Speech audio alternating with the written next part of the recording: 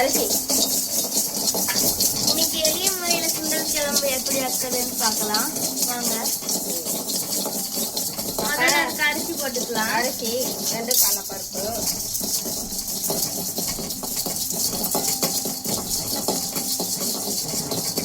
தேவையானது கடலைப்பருப்பு,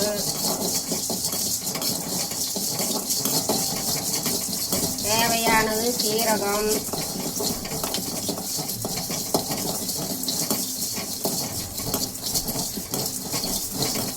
தேவையானது சோம்பு,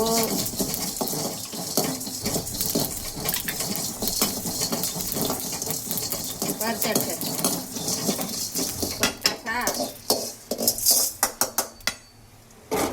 அப்புறம் மல்லி போடணும்.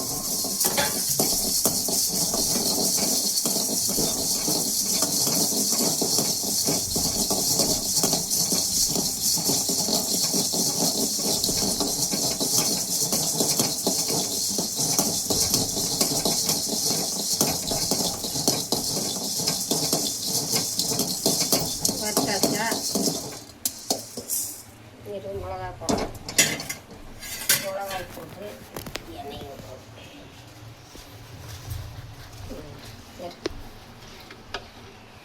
கொஞ்சம் எண்ணெய் தேவைக்கானது மிளகாய்க்கு எண்ணெய் கூட கருவேப்பிலை போடுறோம்.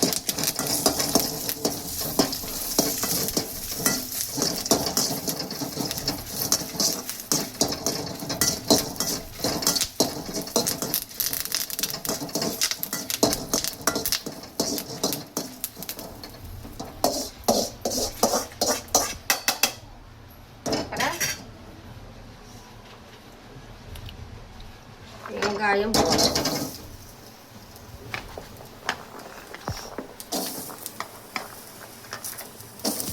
தக்காளி பழம் இறக்க போகையில் போடணும். 2 பழம். கொஞ்சம் சத்தமாக பேசிடுங்க. இரு அப்படி பேசலாம். தேங்காய் எல்லாம் சேர்த்துக்கலாம்.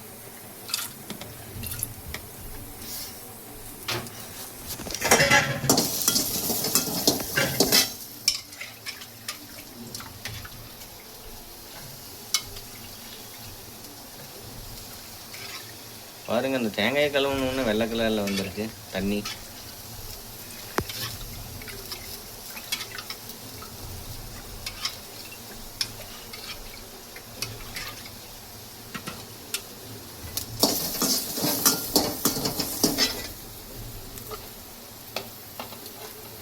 வெங்காயம் கொஞ்சம் கலர் மாறணும். ஸோ லைட்டாக வந்து ஆரஞ்சு கலர் மாதிரி வரணும். ஸோ அப்போ தான் வந்து கரெக்டான இது. ஸோ கொஞ்சம் போதுமான அளவுக்கு நீங்கள் கொஞ்சம் நிறையவே கொஞ்சம் எண்ணெய் விட்டுருங்க. அப்போ தான் வந்து வெங்காயம் அதில் வந்து கரெக்டாக இதாகும், வேகும். கூட உப்பு சேர்த்துக்கிட்டா சீக்கிரம் கூட உப்பு கொஞ்சம் உப்பு சேர்த்துக்கிட்டிங்கன்னா சீக்கிரம் வச்சுக்கணும்.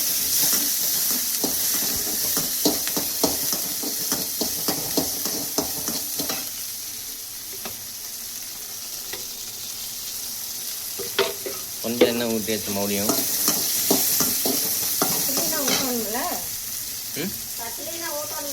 ஆமாம் ஆமாம். இது தக்காளி போடலாம். அப்புறம் காட்டேன். இதை தள்ளு. சுண்டல் குழம்பு தக்காளி 2 போட்டால் டேஸ்ட்டாக. சுண்டல் குழம்பு தக்காளி புளி ஊற்றக்கூடாது, தக்காளி போடணும். நீங்கள் எப்பயுமே சுண்டல் குழம்புக்கு புளி ஊற்றுனீங்கன்னா அது ஒரு மாதிரி இருக்கும். நீங்கள் அதுக்கு தக்காளி போட்டிங்கன்னா கொஞ்சம் டேஸ்ட் நல்லா கொடுக்கும். அப்படியே தக்காளியை 2 தக்காளி எடுத்து அப்படியே 4ஆக வெட்டியாச்சு. போட்டு வதக்கணும்.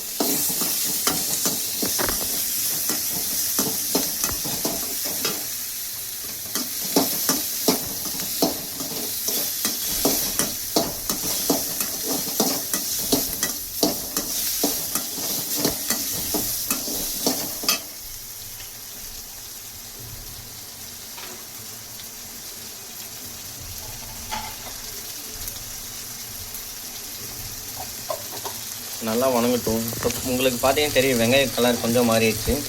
இன்னும் கொஞ்சம் நேரம் அப்படியே வந்து தாளித்து விட்டு நீங்கள் எடுத்து வச்சு இந்த தேங்காயை வந்து அது கூட போட்டுடலாம்.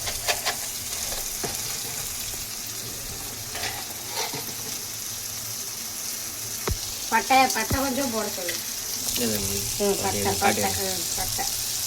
பட்டை கொஞ்சம் போட்டுக்கோங்க.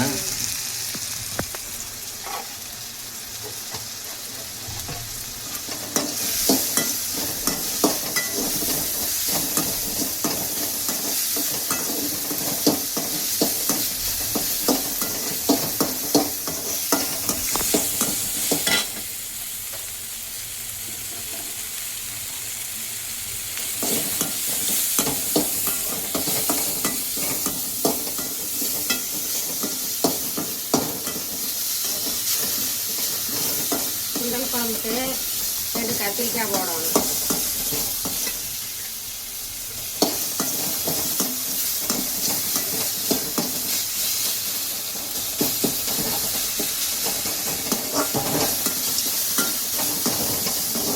தேங்காய் கூட போட்டு எடுத்துட வேண்டியது.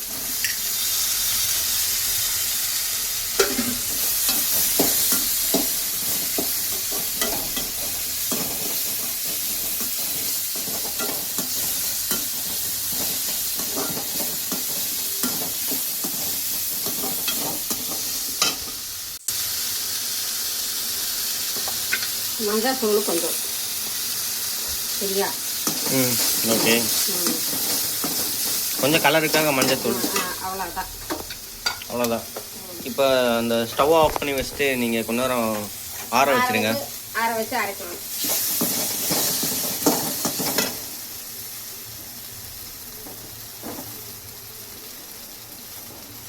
சேர்த்து வச்ச பொடி அரைச்சி இதை அப்படியே கொஞ்சம் அரைச்சி வச்சுருங்க.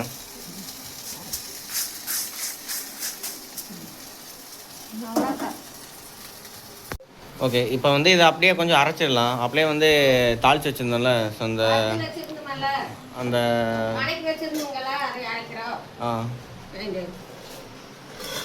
மிளகா அதெல்லாம் போட்டு அரைச்சிடலாம்.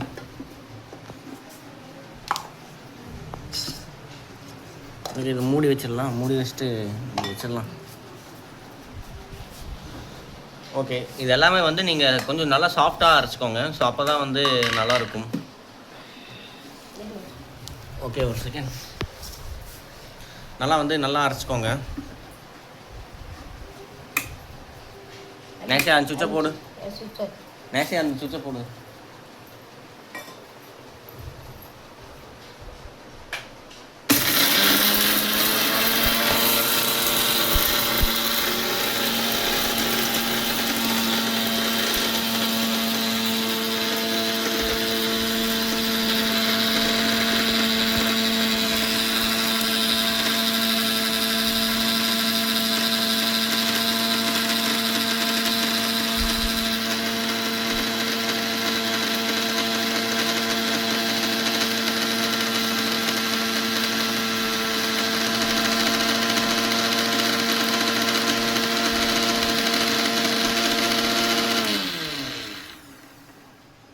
ஓகே, இப்போ நாங்கள் காட்டுறோம். இந்த மாதிரி நீங்கள் அரைச்சிக்கோங்க.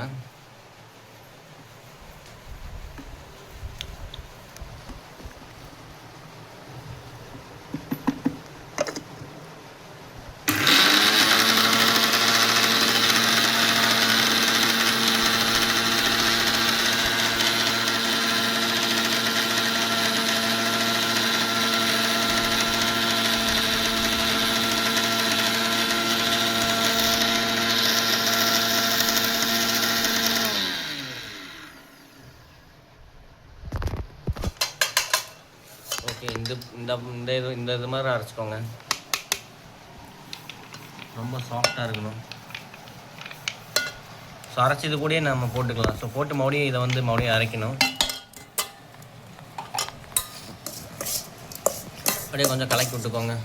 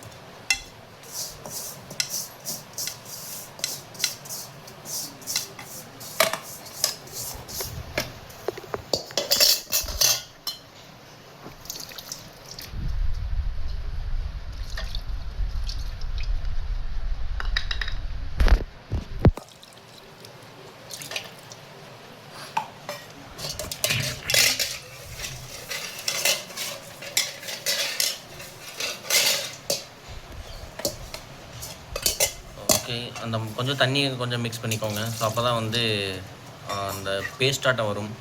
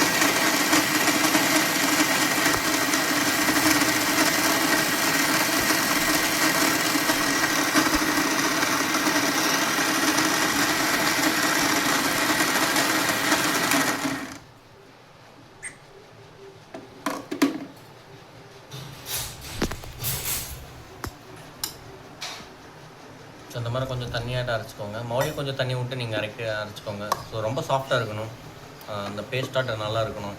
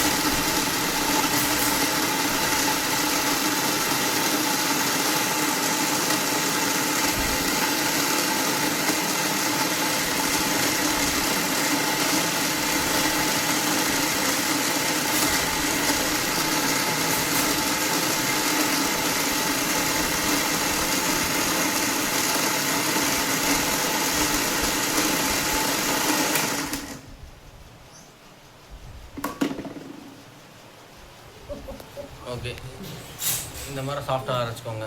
ஸோ நல்லா சாஃப்டாக ஆயிடுச்சு.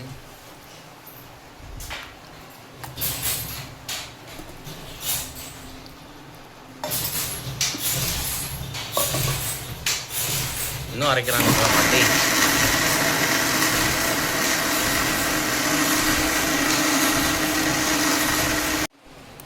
ஃபைனாக நல்லா அரைச்சி முடிச்சாச்சு. ஸோ சட்னியாட்ட வந்திருக்கும், உங்களுக்கு பார்த்தாவே தெரியும். இது அப்படியே வந்து ஒரு குக்கரில் போட்டு இது பண்ணிக்கலாம். ஸோ குக்கரில் குண்டாவில் போட்டு இது பண்ணிக்கலாம். லைட்டாக அதில் ஒட்டை இருக்கிறத மட்டும் நீங்கள் க்ளீன் பண்ணி இதிலே கொஞ்சம் அந்த தண்ணியை ஊற்றிடுங்க.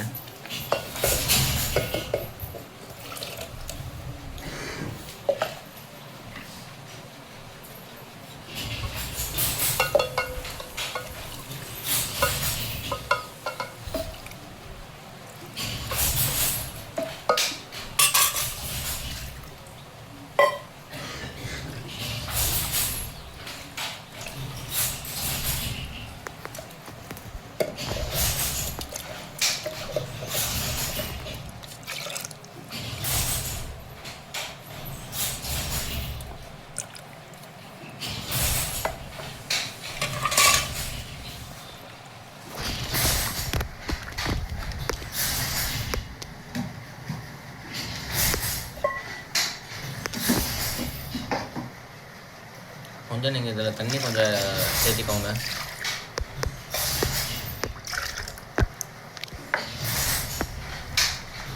லைட்டாக அப்படியே கலக்கி விட்டுக்கோங்க. அந்த தண்ணி அப்படியே மிக்ஸ் ஆகும்ல ஃபுல்லாக, இல்லைனா கீழே வந்து கட்டியாட்டம் வந்துடலாம்.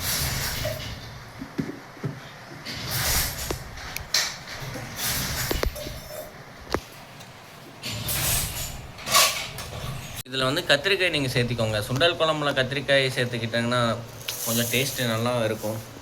ஸோ அதனால் நான் எங்கள் பாட்டி வந்து இதில் கத்திரிக்காய் வந்து கட் பண்ணி போடுறாங்க. ஸோ தண்ணியில் அப்படியே போட்டு இது பண்ணிடுங்க. ஸோ கழுவி எடுத்துருங்க கட் பண்ணிவிட்டு. ஸோ இத்தனை கத்திரிக்காய் போடுறோம்.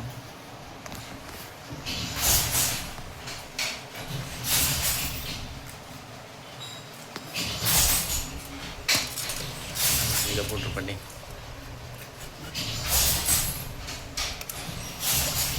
கத்திரிக்காய் நீங்கள் இப்படி வெட்டி எடுத்துருங்க. ஒரு கத்திரிக்காய் அப்படியே பீஸாக கட் பண்ணாமல் அதை அப்படியே 4 பீஸாக சின்ன நீங்கள் மாங்காய் பீஸ் வாங்குவீங்களா, அந்த வாங்குற மாங்காய் பீஸ் மாதிரி நீங்கள் கட் பண்ணி வச்சுக்கோங்க. அப்போ தான் வந்து நல்லா இருக்கும்.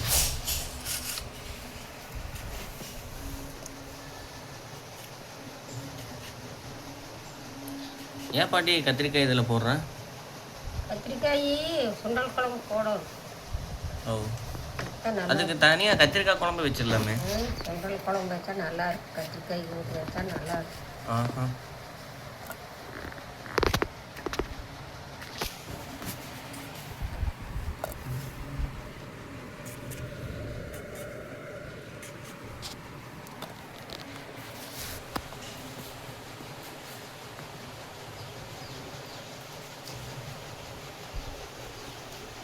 இன்னைக்கு சண்டேல, அதனால் பாட்டி இதுக்கு போயிட்டு வந்திருக்காங்க. ஸோ காய்கறிலாம் வாங்கிட்டு வந்தாங்க. ஸோ அதனால் இன்றைக்கி பக்கத்தில் கூடை கவர்னு நிறைய வாங்கி வச்சுருக்காங்க. சந்தை.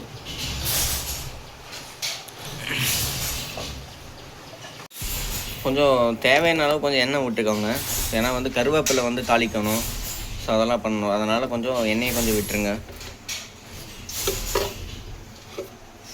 எண்ணெய் அப்படியே கொஞ்ச நேரம் வந்து நல்லா காயட்டும்.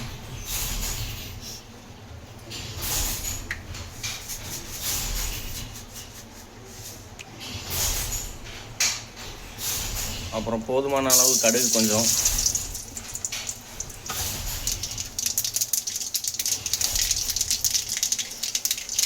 எப்பயுமே நீங்கள் வந்து கடுகு ரொம்பவும் சேர்த்தக்கூடாது. ரொம்ப சேர்த்துனா கல் வந்துடும் கடுகு சேர்த்துனா. ஸோ அதனால் மீடியமாக சேர்த்திக்கோங்க, ஒரு அளவுக்கு சேர்த்திக்கோங்க. ஏன்னா சில பேரில் வந்து கடுகு நிறைய போடுவாங்க. ஸோ அந்த டேஸ்ட்டுக்காக அப்படிலாம் போட்டு சாப்பிட்டா கல் வந்துடும். நான் அதனால தான் சொல்கிறேன்.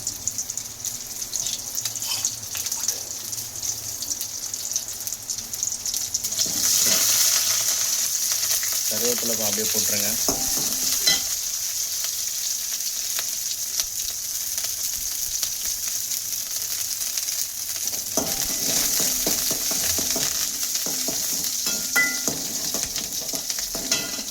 அப்புறம் அந்த வெட்டி வச்ச கத்திரிக்காய் அப்படியே அதில் போட்டுருங்க.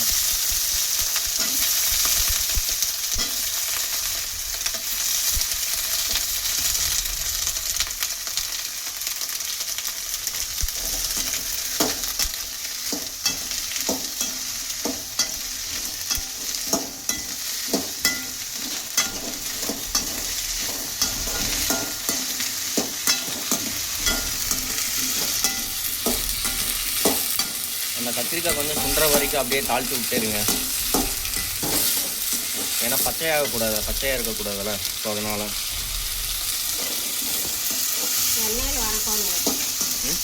எண்ணெயில் வணக்கணும். நல்லா இருக்கு குழம்பு.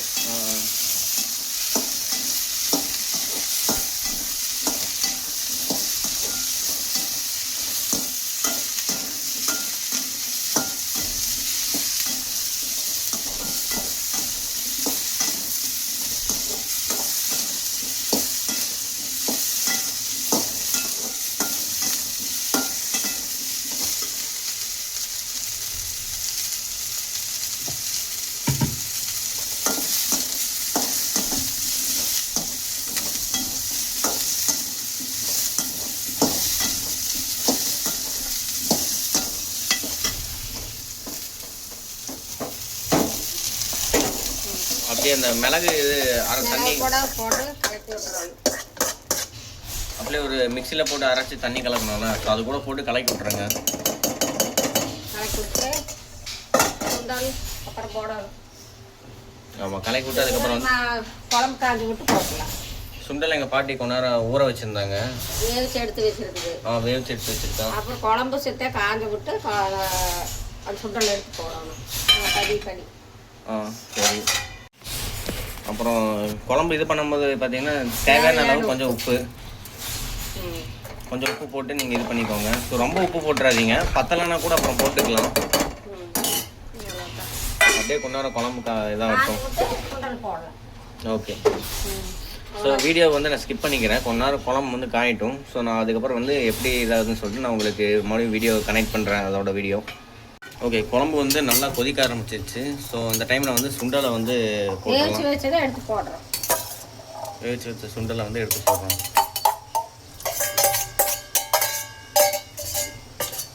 செத்தே காய்ஞ்ச விட்டு இறக்கி வச்சாச்சு.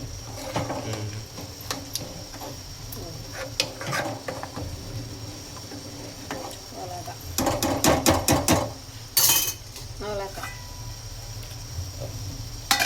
அப்படியே இது கொஞ்ச நேரம் காயட்டும். கொஞ்ச நேரம் காய்ந்து இறக்கி வச்சிடலாம்.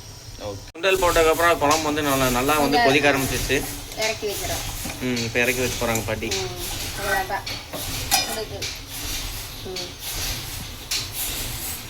அவ்வளோதான். ஸ்டவ் வந்து நீங்கள் ஆஃப் பண்ணிடுங்க. அப்படியே கொஞ்ச நேரம் லைட்டாக ஆறட்டும். நல்லா டேஸ்ட்டாக இருக்குது. இப்படி வச்சு பாருங்கள், நல்லா டேஸ்ட்டாக இருக்கும். அந்த கத்திரிக்காயுமே வந்து நல்லா வந்து ஃபுல்லாக எண்ணெயில் வதக்கி இதெல்லாம் இது பண்ணி பாருங்கள்.